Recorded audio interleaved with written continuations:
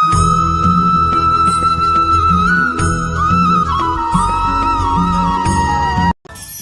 কখনো অন্ধকারের সাথে লড়াই করার জন্য আমরা প্রদীপ জ্বালাই। এতে প্রথমে সলতে রাখি, তারপর তেল ঢালি, তারপর আগুন জ্বেলে এটা প্রজ্বলিত করি। তারপর একটা সময় আসে যখন এই প্রদীপ নিভে যায়। কারণটা কি? কারণ কি এটা যে প্রদীপের প্রকাশমান হওয়ার ক্ষমতা সমাপ্ত হয়েছে? না, এই যে আগুন আমরা দেখতে পাচ্ছি, এই আগুনের জন্য যে শক্তির প্রয়োজন হয় তা আসে এই তেল থেকে। যদি এই তেল সমাপ্ত হয়ে যায় তাহলে এই প্রকাশ তাও সমাপ্ত হয়ে যায়।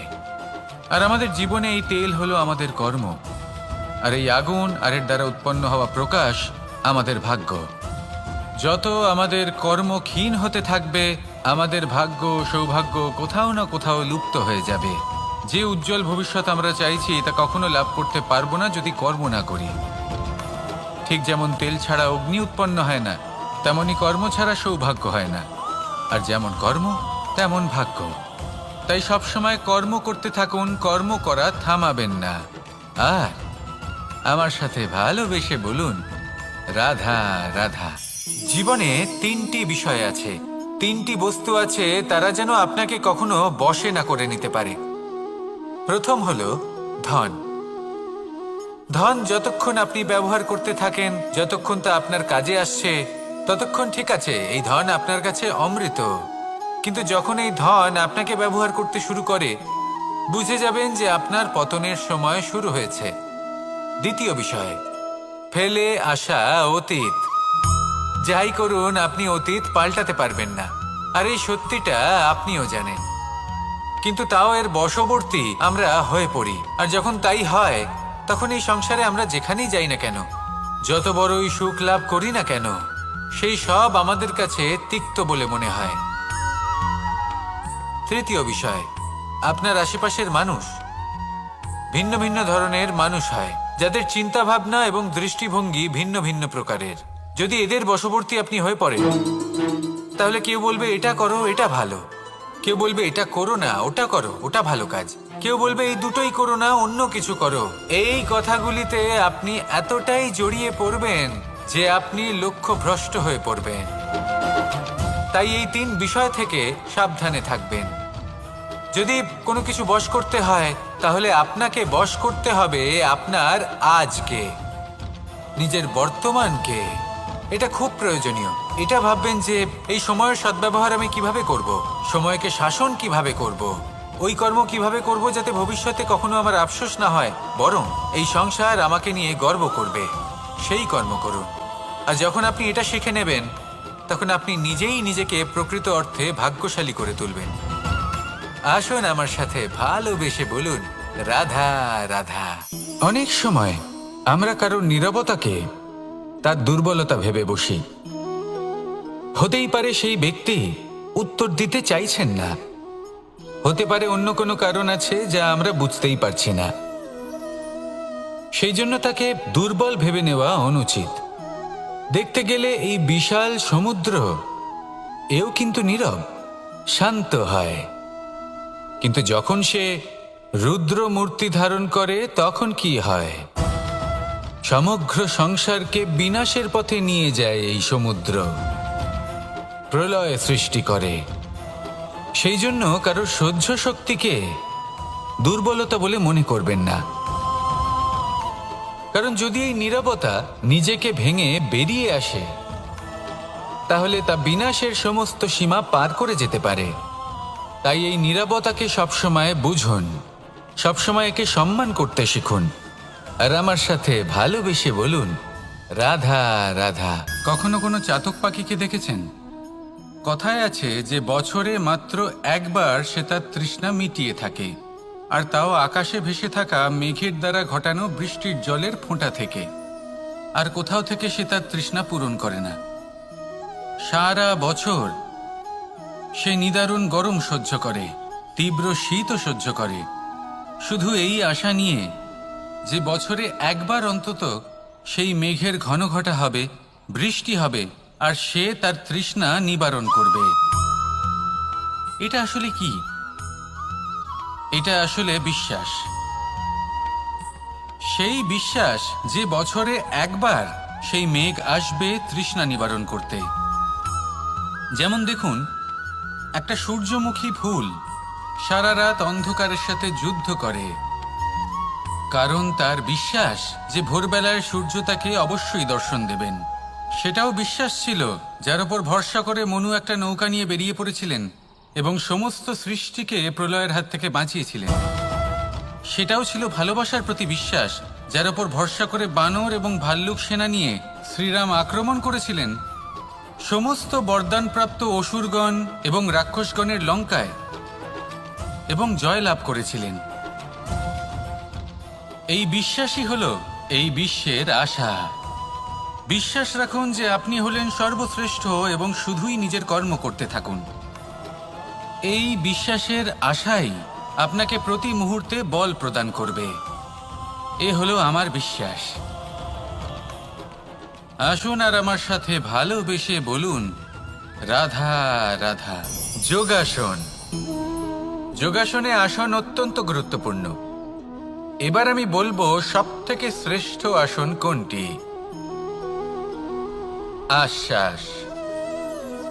নিজেকে আশ্বস্ত করতে থাকুন যে আমি আছি, সব ঠিক হবে, যা হচ্ছে ভালোর জন্য হচ্ছে।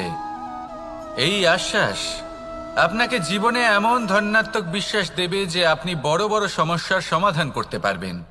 এবার যদি কথা বলি সবথেকে কঠিন সময়ের, তাহলে সেটা হলো বিচ্ছেদের। যা মা সীতাকে সহ্য করতে হয়েছে শ্রীরামের জন্য, রাধা কৃষ্ণকেও সহ্য করতে হয়েছে। যে ব্যক্তি বিচ্ছেদের সময় সঠিক পথে চলে এসেছে সে জীবনে অনেক শ্রেষ্ঠ স্থানে অবশ্যই পৌঁছতে পারবে। এবার যদি কথা বলি সবথেকে জরুরি এবং গুরুত্বপূর্ণ সময়ের, তাহলে সেটা হলো সংযোগ। সকলকে সাহায্য করতে থাকুন। আপনি অন্যদের সাহায্য করে তাদের যত আনন্দ দিতে পারবেন ততটাই আনন্দ আপনারও জীবনে অবশ্যই আসবে। আসুন আর আমার সাথে ভালোবেসে বলুন, রাধা রাধা।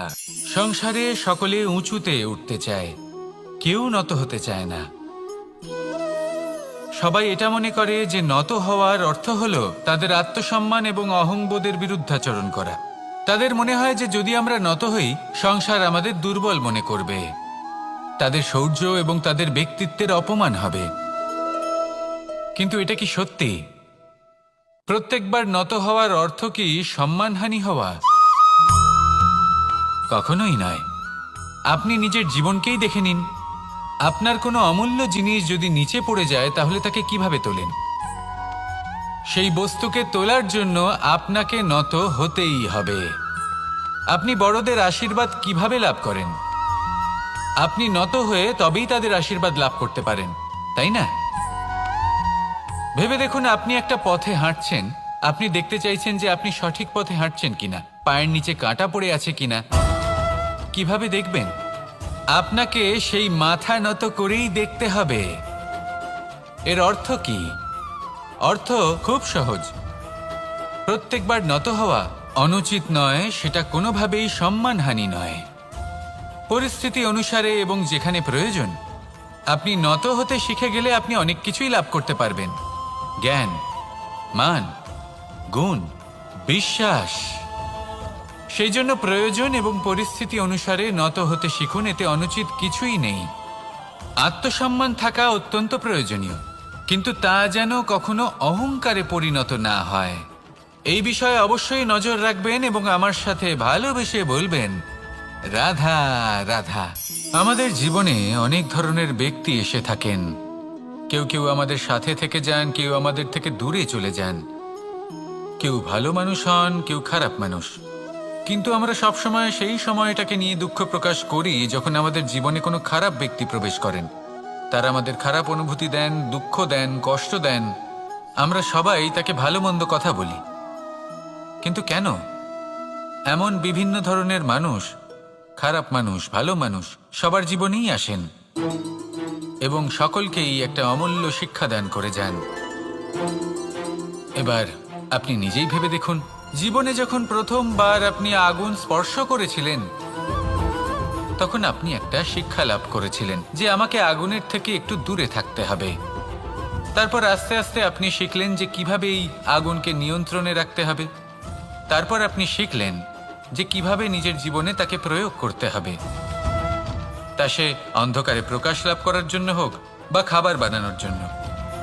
সেইভাবেই কোনো খারাপ ব্যক্তি যখন আপনার জীবনে আসে কোনো শিক্ষা দিয়ে যান, তার প্রতি কৃতজ্ঞ থাকুন। তার বিষয় খারাপ ভাবার বা খারাপ অনুভূতি নিয়ে থাকার কোনো প্রয়োজন নেই। সেই শিক্ষা লাভ করুন, ইতিবাচক মনোভাব নিয়ে জীবনের সামনে এগোতে থাকুন।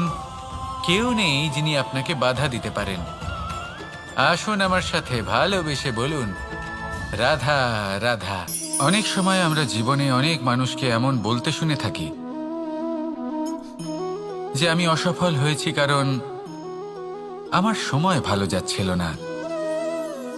আমি এই জিনিসটা লাভ করতে চাইছিলাম কিন্তু করতে পারলাম না কারণ আমার সময়টা ভালো যাচ্ছিল না। আমি আমার জীবনে ওই মহান কাজটা করতে চাইছিলাম কিন্তু করতে পারলাম না। কেন? কারণ আমার সময়টা ভালো যাচ্ছিল না। কিন্তু যে মুহূর্তে ভালো সময় আমার জীবনে আসবে, আমি সব কিছু প্রাপ্ত করব। এমন প্রায় প্রত্যেকেই বলেন। আসুন একটা কথা বোঝা যাক। একজন মালিকে দেখুন, সে প্রত্যেক দিন গাছের সেবা করে, তাকে জল দেয়, তার যত্ন আত্তি করে। কেন? প্রত্যেক দিন সেই গাছ ফল দেয় না। সঠিক সময় এলে তবেই সেই গাছ ফল দেয়, কিন্তু প্রত্যেক দিন মালি তার সেবা করে, তাকে যত্ন করে।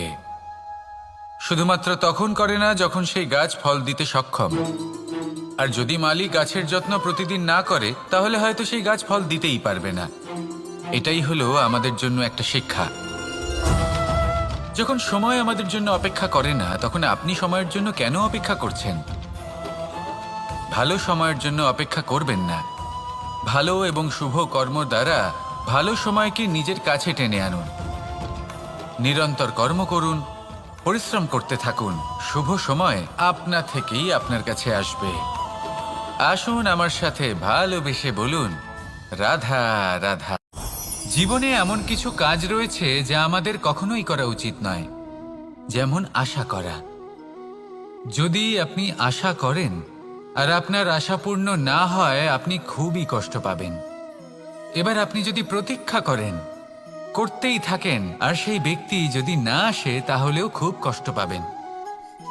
আর হলো তুলনা। আপনি যদি তুলনা করতে যান, তাহলে এটাই ভাববেন যে হয় আমি বা অন্য কোনো ব্যক্তি, এই দুজনের মধ্যে কোনো এক ব্যক্তি নিকৃষ্ট। আর এই ভাবনাটাই হলো অনুচিত। যদি আমরা কথা বলি সেই সব বিষয়ে যা আমাদের করা উচিত, যেমন পরীক্ষা। এই পরীক্ষা সবসময় আমাদের আরো সফল করে তোলে, আরো শ্রেষ্ঠ করে তোলে, আরো উৎকৃষ্ট করে তোলে। আসন্ন মহাসংগ্রামের জন্য আমাদের প্রস্তুত করে তোলে এই পরীক্ষা। তাই এই পরীক্ষার থেকে কখনোই পালাবেন না, এর সম্মুখীন হন। আর হলো কর্ম। কর্ম করা কখনোই বন্ধ করবেন না। তুলনা করার বদলে কর্ম করুন, প্রতীক্ষা করার বদলে কর্ম করুন, আর আশা করার বদলে কর্মই করুন। জীবন সফল হয়ে যাবে। দেখুন, সবার শেষে সত্যি বলতে এই কর্ম আর এই পরীক্ষা, এই দুই আমাদের জীবনকে সুখী করে তুলতে পারে। আসুন আর আমার সাথে ভালোবেসে বলুন, রাধা রাধা। মানুষ তার জীবনে শিক্ষা এবং প্রেম, এই দুই লাভ করে তার মাতা, পিতা এবং গুরুর কাছ থেকে।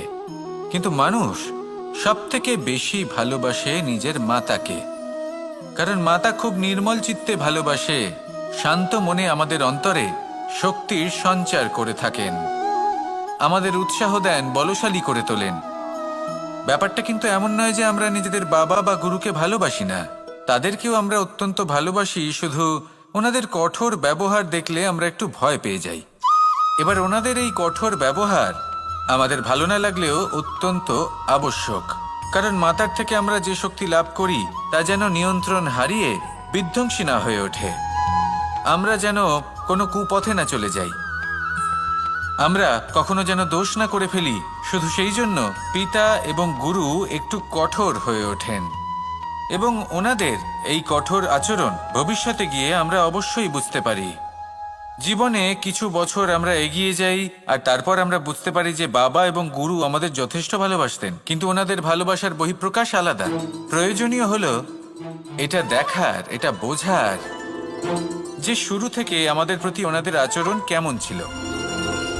ওনাদের কঠোর হওয়ার পেছনে ওনাদের ভালোবাসাটা বোঝার চেষ্টা করুন, ওনাদের চিন্তাটা বোঝার চেষ্টা করুন, ওনাদের পথপ্রদর্শনের আড়ালে আপনার ভবিষ্যতের জন্য যে পরিকল্পনা ওনারা করেছেন সেটা বোঝার চেষ্টা করুন।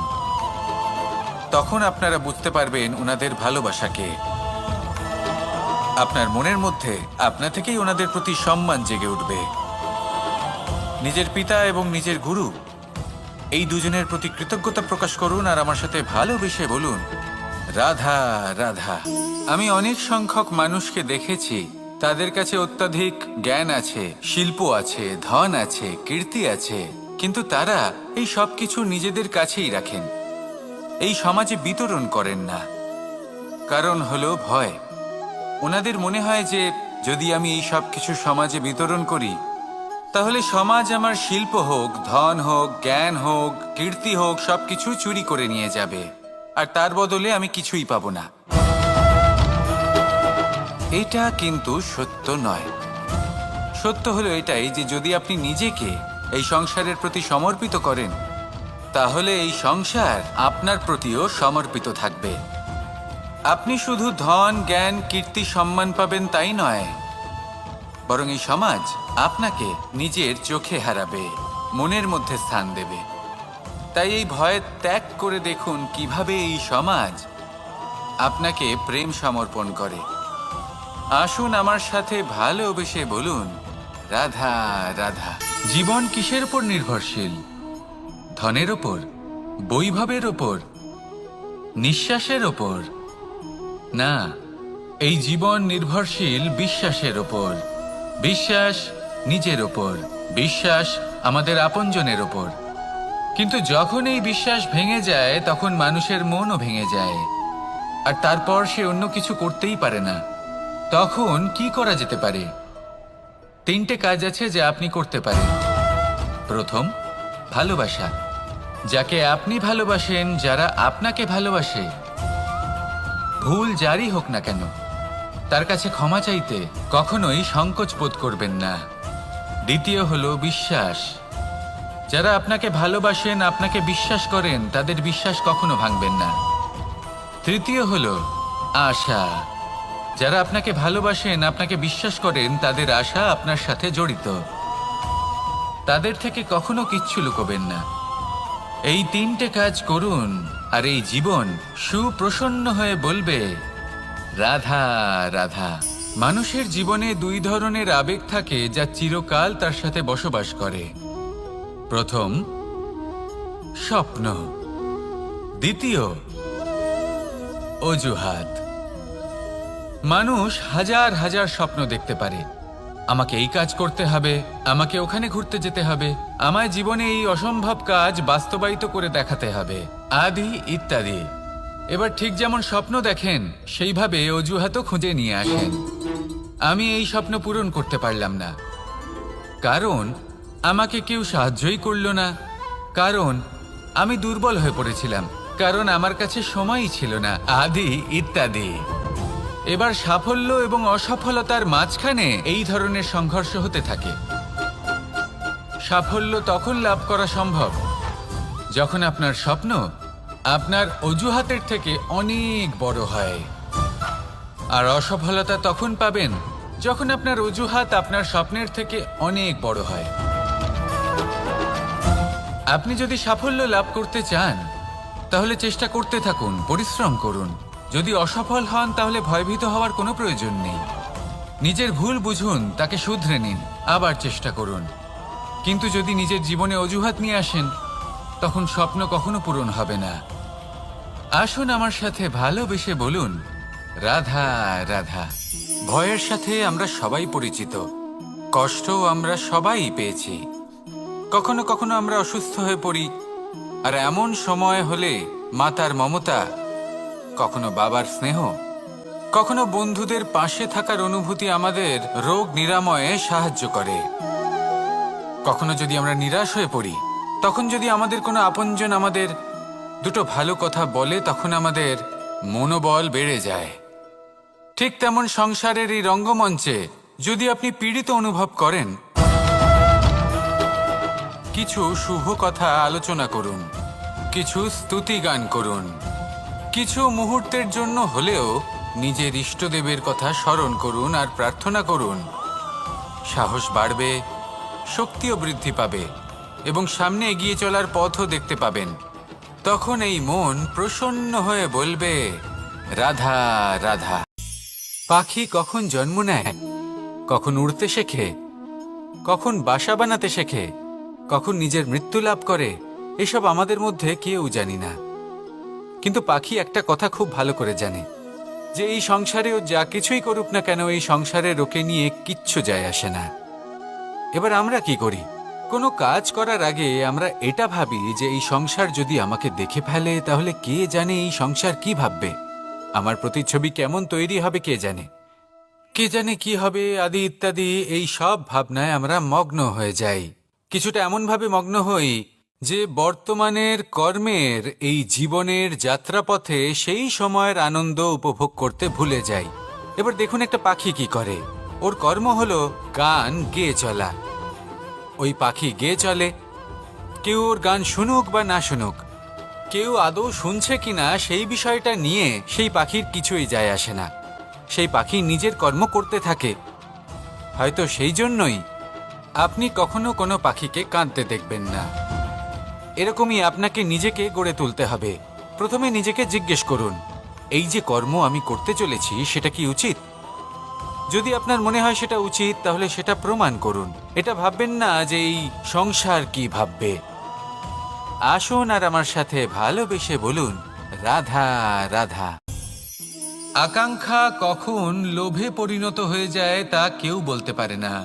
এবার তার পরিণাম কি হতে পারে তাও আমরা কেউ জানি না। আজ আমি আপনাকে বলছি, কোনো ব্যক্তি সবথেকে বেশি ক্ষতির সম্মুখীন তখনই হয় যখন সে এটা মনে করে যে সে সবথেকে বেশি সুরক্ষিত স্থানে রয়েছে। সে ভাবে যে সে সেখানে সুরক্ষিত রয়েছে।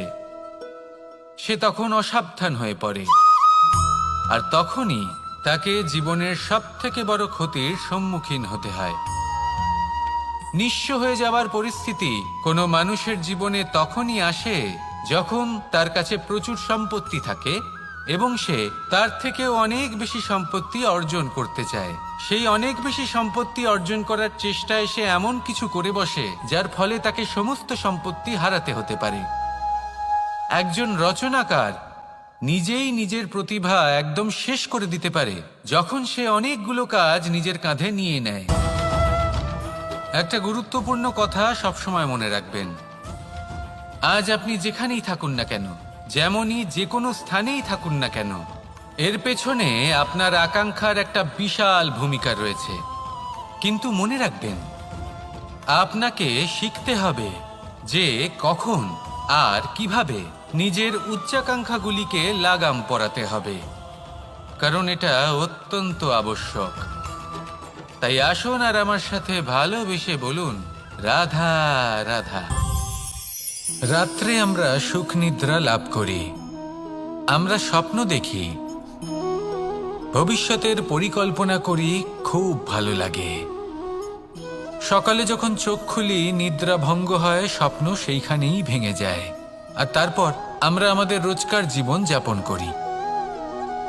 স্বপ্ন হয়তো মানুষ রাতের বেলায় দেখেন, কিন্তু সেটাকে সার্থক দিনের বেলাতেই করতে হয়।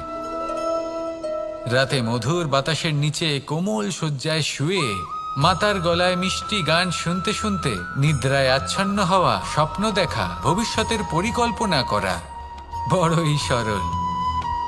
কিন্তু সকালবেলায় সময় মতো উঠে সূর্যের তাপ সহ্য করে, সেই উষ্ণতা সহ্য করে সর্বাঙ্গ ঘেমে গিয়ে নিজের পথ খুঁজে বের করা, সেই পথে অগ্রসর হওয়া, বাধা বিপত্তি এসবের সম্মুখীন হওয়া, আর তারপর লক্ষ্য লাভ করা, এগুলো কঠিন কাজ।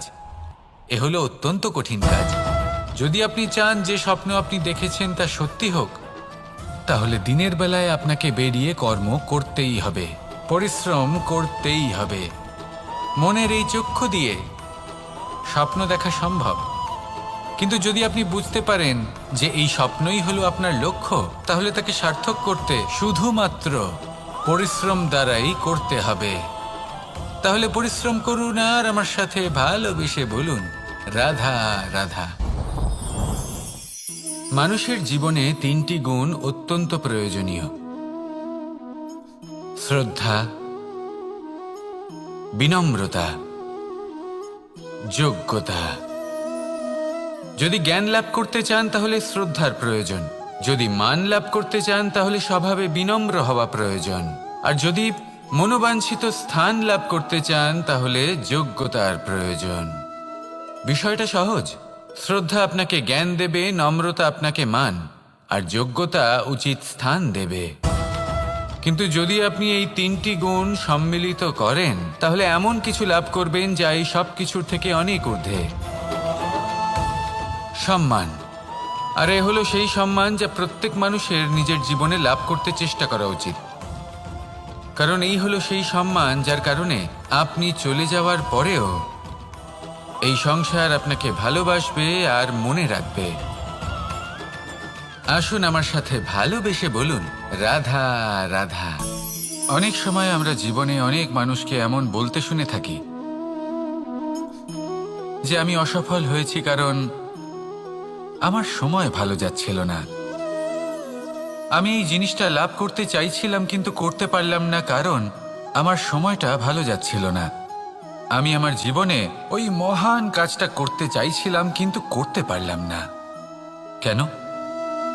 কারণ আমার সময়টা ভালো যাচ্ছিল না।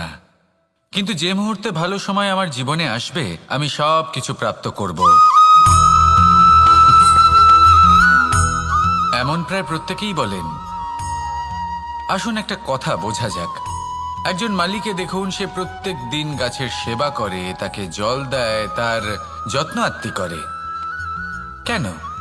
প্রত্যেক দিন সেই গাছ ফল দেয় না, সঠিক সময় এলে তবেই সেই গাছ ফল দেয়, কিন্তু প্রত্যেক দিন মালি তার সেবা করে, তাকে যত্ন করে। শুধুমাত্র তখন করে না যখন সেই গাছ ফল দিতে সক্ষম। আর যদি মালি গাছের যত্ন প্রতিদিন না করে তাহলে হয়তো সেই গাছ ফল দিতেই পারবে না। এটাই হলো আমাদের জন্য একটা শিক্ষা। যখন সময় আমাদের জন্য অপেক্ষা করে না তখন আপনি সময়ের জন্য কেন অপেক্ষা করছেন? ভালো সময়ের জন্য অপেক্ষা করবেন না। ভালো এবং শুভ কর্ম দ্বারা ভালো সময়কে নিজের কাছে টেনে আনুন। নিরন্তর কর্ম করুন, পরিশ্রম করতে থাকুন, শুভ সময় আপনা থেকেই আপনার কাছে আসবে। আসুন আমার সাথে ভালোবেসে বলুন, রাধা রাধা। মানুষের এই সংসারে জীবনযাপন করার জন্য কিছু জিনিসের প্রয়োজন পড়ে। এমন কিছু আবেগ, এমন কিছু বস্তু আছে যেগুলো তার প্রয়োজন হয়, কিন্তু সব থেকে বেশি যে জিনিসটা তার প্রয়োজন হয় সেটা হলো সম্মানের। আমাদের ভালো লাগে যখন কেউ আমাদের সম্মান করে। আমরা কাউকে সম্মান করলে তারও সেটা ভালো লাগে। কিন্তু আপনি দেখবেন যে সংসারে বেশিরভাগ মানুষ 2টি মাপদণ্ডের ভিত্তিতে সম্মান করেন, হয় বয়স দেখে করেন বা উপার্জন দেখে, অর্থাৎ সেই ব্যক্তি কতটা উপার্জন করেন। এবার ভেবে দেখুন, এটা আবশ্যক নয় কারোর বয়স যদি বেশি হয় তার বুদ্ধিও ততটাই বেশি হবে। আবশ্যক এটাও নয় যে কোনো ব্যক্তি যদি অত্যন্ত ধনী হন বা তার মনও নির্মল হবে বা তিনি সৎকর্ম করবেন বা এমন কোনো কর্ম করবেন যাতে উনি সম্মান লাভ করতে পারেন। হতে পারে উনি ধনী কিন্তু দুশ্চরিত্র। সেই জন্য বয়স বা উপার্জন দেখে কোনো ব্যক্তিকে সম্মান করবেন না, কর্ম দেখুন। যদি গভীরভাবে ভেবে দেখেন তাহলে দেখবেন যদি কোনো মানুষ কোনো সৎকর্ম করেন তাহলে তার প্রতি হৃদয় থেকে সম্মান জাগ্রত হয়। এটাই হলো সেই সম্মান যা অর্জন করতে হবে। বয়স আজ আছে, কাল আরো বৃদ্ধি পাবে। উপার্জন আজ আছে, কাল সেটা কমে যেতেও পারে। কিন্তু যদি আপনি নিরন্তর শুভকর্ম করতে থাকেন তাহলে আপনি মৃত্যুর পরেও অমর হয়ে থাকবেন। আসুন আমার সাথে ভালোবেসে বলুন, রাধা রাধা। পাপ এবং পুণ্য, এই দুই হলো সংসারের এমন দুই বিন্দু যাকে কেন্দ্র করে এই সংসারের চক্র ঘুরতে থাকে।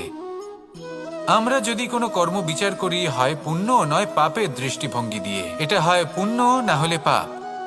কিন্তু এই পাপ এবং পুণ্য এই দুই নির্ভর করে প্রত্যেক মানুষের ওপর, তার চিন্তাধারা, তার পরিস্থিতির ওপর।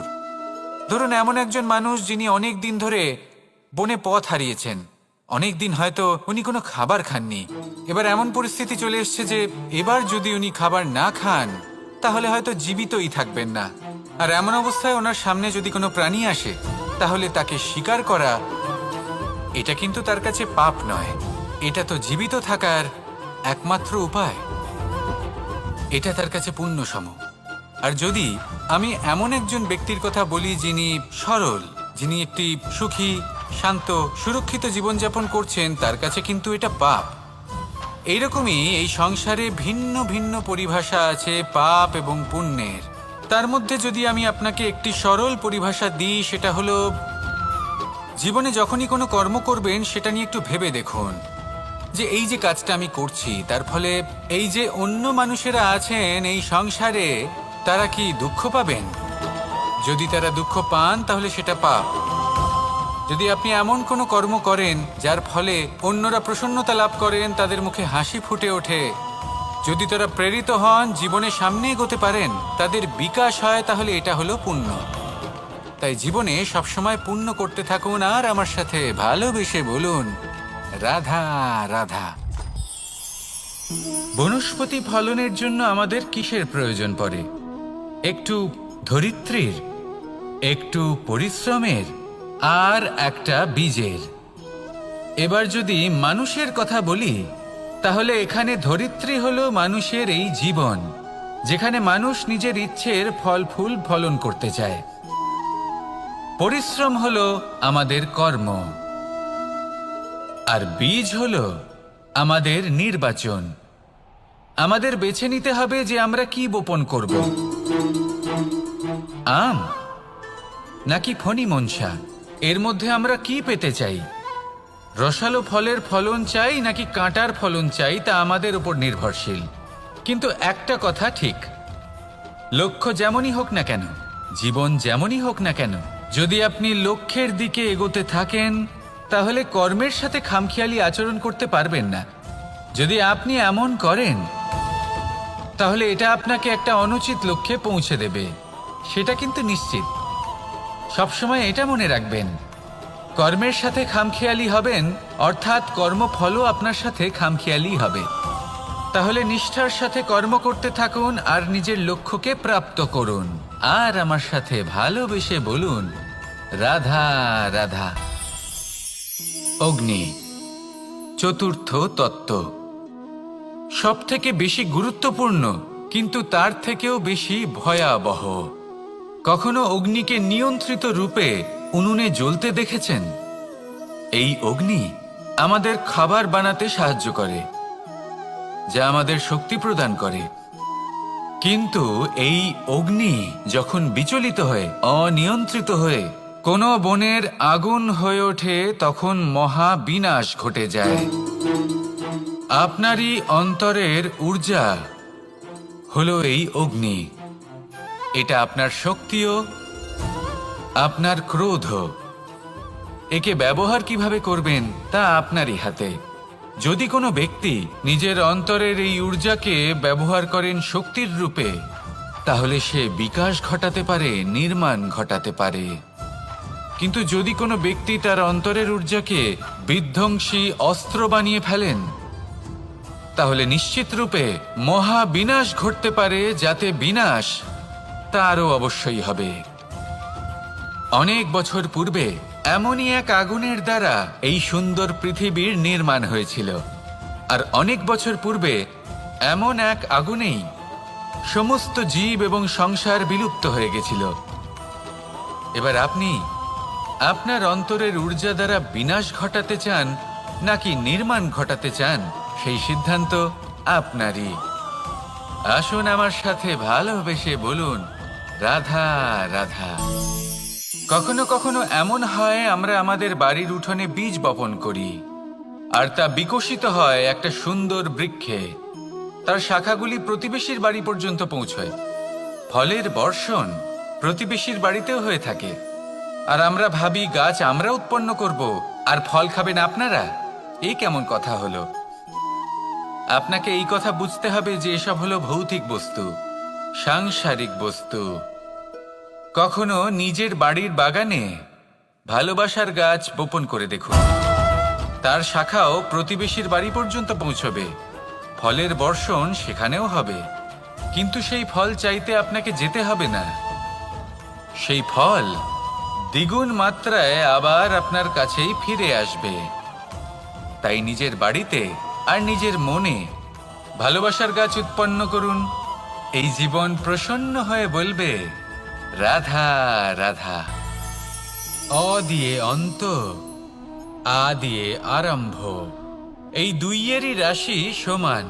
যদি আপনি মন দিয়ে দেখেন তবে দেখবেন এদের সম্পর্ক খুবই নিবিড়। কিভাবে? যখন কোনো কিছু শুরু হয় এটা নিশ্চিত হয়ে যায় যে তা সমাপ্তও হবে। আরম্ভই যদি না হয় তার সমাপ্তও হবে না। যা আরম্ভ হয়েছে তার সমাপ্তি হলো অবশ্যম্ভাবী। এটাই হলো প্রকৃতির নিয়ম, একে এড়ানো যায় না। এবার এই কথা আমরা সকলে জানি। এবার মানুষ কি ভাবে যে সমাপ্তির পরে কি হতে পারে, এর উত্তর তাদের কাছে নেই। তাদের উচিত অন্য কোনো বিষয় ভাবা যা বেশি গুরুত্বপূর্ণ। এবার মানুষ এটা জানে না যে মৃত্যুর পরে কি হতে পারে, কিন্তু এই কথা অবশ্যই জানে যে জন্ম থেকে মৃত্যু পর্যন্ত এই সময়, যাকে আমরা জীবন বলে থাকি, এই সময় আমরা কর্ম করতে পারি। এই কথা তো আমরা জানি। তাহলে এমন কি কর্ম করা যেতে পারে যা আমাদের সমাপ্তির পরও আমাদের প্রাসঙ্গিক করে রাখতে পারে, এই বিষয়ে ভাবা উচিত। যে জন্মগ্রহণ করেছে তার মৃত্যু হবেই, এটা সাধারণ বিষয়। কিন্তু ইতিহাস আজও সেই সকল মানুষজনকে স্মরণ করেন যাদের এই সংসার তাদের মৃত্যু নয়, বরং তাদের জীবনকালে যে কর্ম তারা করেছেন তার দ্বারা মনে রাখেন। সেই কর্মের কারণে এই সংসারে তাদের নাম, তাদের কর্ম, তাদের ব্যক্তিত্ব, তাদের কীর্তি অমর হয়ে থাকে এবং থাকবে। আপনার কাছে এতটা সময় নেই যতটা আপনার মনে হচ্ছে আপনার কাছে আছে। সেই জন্য যত শীঘ্র সম্ভব শ্রেষ্ঠ কর্ম করুন, যতটা পারবেন ততটা অধিক সুকর্ম করুন। এই সংসারে নিজেকে অমর করে তুলুন আপনার মৃত্যুর পরেও। আর আমার সাথে ভালোবেসে বলুন রাধা রাধা। ওমা, এ কি? আমি কখন থেকে এখানে অপেক্ষা করছি, হাত পেতে দাঁড়িয়ে রয়েছি যাতে একটা ফল আমার হাতে এসে পড়ে এবং সেটা আমি খেতে পারি। কখন থেকে অপেক্ষা করছি, কিন্তু সেটা হচ্ছেই না। এবার আপনি বলবেন যে এসব কি বলছি, এ কি অদ্ভুত কথা বলছি। যদি ফল খেতে হয় তাহলে আমাকে বৃক্ষে চড়তে হবে, ফলের কাছে পৌঁছতে হবে, তবেই তো ফল পাবো। এবারে এটা অত্যন্ত সহজ ব্যাপার, কিন্তু এই বিষয়টা আপনি নিজের জীবনের প্রসঙ্গে ভেবে দেখুন। লক্ষ্য কোথায় আছে আপনি জানেন, সেই লক্ষ্যে পৌঁছানোর পথ কি সেটাও আপনি জানেন, সেই পথে চলার ক্ষমতাও আপনার রয়েছে, কিন্তু তাও আপনি নিজের লক্ষ্য লাভ করতে পারছেন না। কেন? কারণ আপনি অপেক্ষা করছেন যে লক্ষ্য আপনার সামনে চলে আসবে, কিন্তু তা হয় না। লক্ষ্য সে যাই হোক না কেন, ধন হোক, প্রেম হোক, কোনো সম্মান হোক বা মোক্ষ হোক, যদি আপনি তার দিকে অগ্রসর না হন তাহলে ফল প্রাপ্তি অসম্ভব ব্যাপার, তা কোনোদিনই হবে না। সেই জন্য আপনার চোখের সামনে আপনি যদি নিজের লক্ষ্যকে দেখতে পান তাহলে উঠুন এবং সেই দিকে অগ্রসর হতে শুরু করুন। নিজের অন্তরের সকল অশুভ গুণ দূর করুন, অলসতা ত্যাগ করুন, অজ্ঞানতা ত্যাগ করে দিন এবং চলতে থাকুন। অবশ্যই মনোবাঞ্ছিত ফল লাভ করতে পারবেন। মনে রাখবেন, চলতে থাকলে তবেই লক্ষ্য প্রাপ্তি হবে। অপেক্ষার দ্বারা শুধুমাত্র মৃত্যু লাভ হবে। আসুন আমার সাথে ভালোবেসে বলুন রাধা রাধা। অনেক সময় আমরা কারোর নীরবতাকে তার দুর্বলতা ভেবে বসি। হতেই পারে সেই ব্যক্তি উত্তর দিতে চাইছেন না, হতে পারে অন্য কোনো কারণ আছে যা আমরা বুঝতেই পারছি না। সেই জন্য তাকে দুর্বল ভেবে নেওয়া অনুচিত। দেখতে গেলে এই বিশাল সমুদ্র এও কিন্তু নীরব, শান্ত হয়। কিন্তু যখন সে রুদ্র মূর্তি ধারণ করে তখন কি হয়? সমগ্র সংসারকে বিনাশের পথে